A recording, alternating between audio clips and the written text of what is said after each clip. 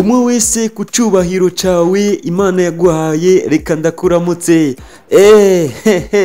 Nubusesanguzi inshuti yanje, urabizi neza yuko bamwe mu baririmbyi ba Buja Flavor bariko baraza berekana yuko bashaka guheza neza umwaka wa 2024. Urabizi neza yuko hamaze kugaragara ibiteramo byinshi hirya no hino. Ni Godas Muhoza agiye kugaragara mu kugara umwaka wa 2024 n'igiteramo kizoba ari histoire, kizoba ari igiteramo ciwe c'amateka gose gusumba ibiteramo byose jewe ndiko ndabona bizaba muri Buja Flavor. Ariko reka ndagusabe nimba uzi yuko wewe uri mushasha kuri no channel ya Sulesi Ndimu, ugire subscribe, ugire like, wugure ako gakengeri kugira uzohore wironkera amakuru menshi yariko aravugwangwa n'ubusesanguzi bwa Buja Flavor.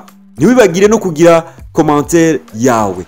Let's go rero twagiye. Urabizi neza yuko muri Buja Flavor muri kino gihe abaririmbyi benshi bamaze kugaragaza ibiteramo bazokora mu guheza umwaka wa 2024.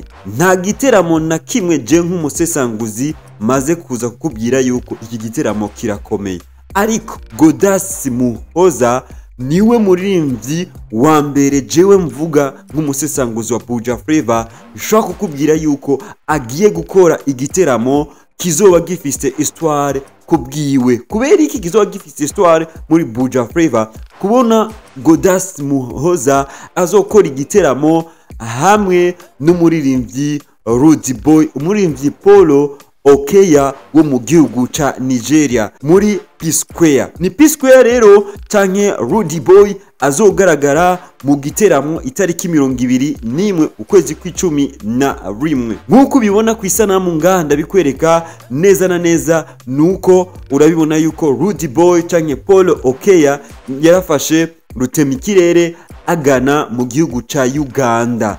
Nuko wewe igiteramo yahereye itariki 19 kuwa kane niho yatanguye gukora igiteramo, ariko Godas Muhoza wewe azoboneka ku butambiro bumwe na Rude Boy canke Paul Okeya muri ico giteramo kizoba itariki 21. Inshuti yanje, tuhora tugaragara umwaka urashize tugaragara je mbona abaririmbyi ba Buja Flavor baja gukora ibiteramo muri Belgique hehe, ariko ndeka ndakubwira ikintu kimwe, abaririmbyi bacu benshi ba Buja Flavor iyo bagiye gukora ibiteramo hanze y'igihugu ahanini nka Bruxelles nka hehe na hehe baza gukora ibiteramo mu mazu y'abantu mu bubari bw'ubunyabarika, ntibaja gukora ibiteramo n'abaririmbyi bakomakomeye. Uno munsi nimba Godas Muhoza azoja gukora igiteramo akaririmbira kuri stage, avuye hakaca haza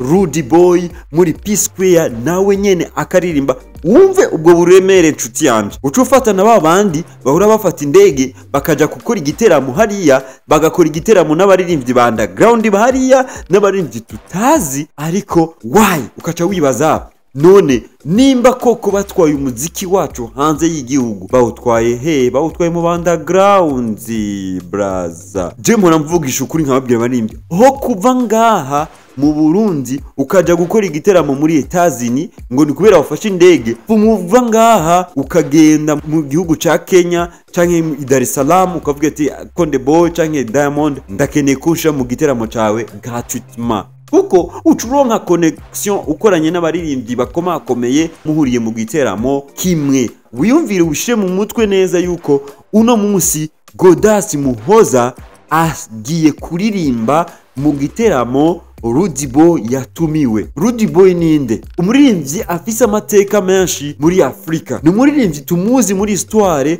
muri P-Square. Umuririmbyi uno munsi afise subscribe barenga 1,000,000 n'ibice 82. Ni kuvuga yuko bahuriye kuri stage imwe, ni ikintu c'amateka. Eske nimba Godas Muhoza umanageri wiwe ahabona, turashaka kubona ibindi bintu. Kurabizi yuko Godas Muhoza urabona ko ari umwana mwiza, urabona ko ari umurundi kazi ameze fresh, urabona ko ari umurundi kazi ntaco abaye kandi yibera hanze y'igihugu, inoti arayifise.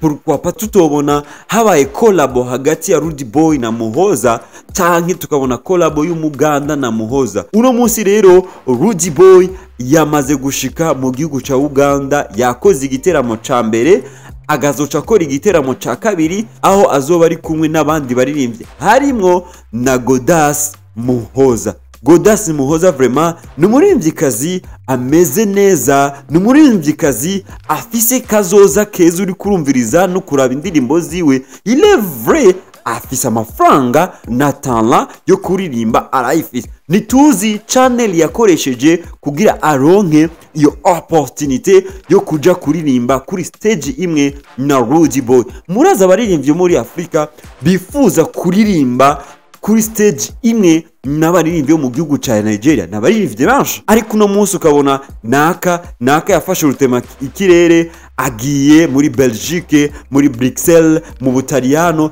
gukora show. Iyo show ntituzi yakoranye n'abaririmbyi abahe, iyo show yayikoreye mu kabare mu nzu y'umuntu. Rero ni kwiga strategie ingene ushaka kwifofila mu biteramo bikomakome. Big up sana Godas Muhoza, naho ndiko ndaraba indirimbo yawe uherutse gusohora Mukwano itari kwiragenda neza, ariko naciye ndonka ide nk'umusesanguzi wa Buja Flava yuko washatse kuririmbira Mukwano kugira Abaganda bazahave bakumenya, bazahave batahura ico uri kuraririmba. Salute sana, iki ni kintu c'amateka.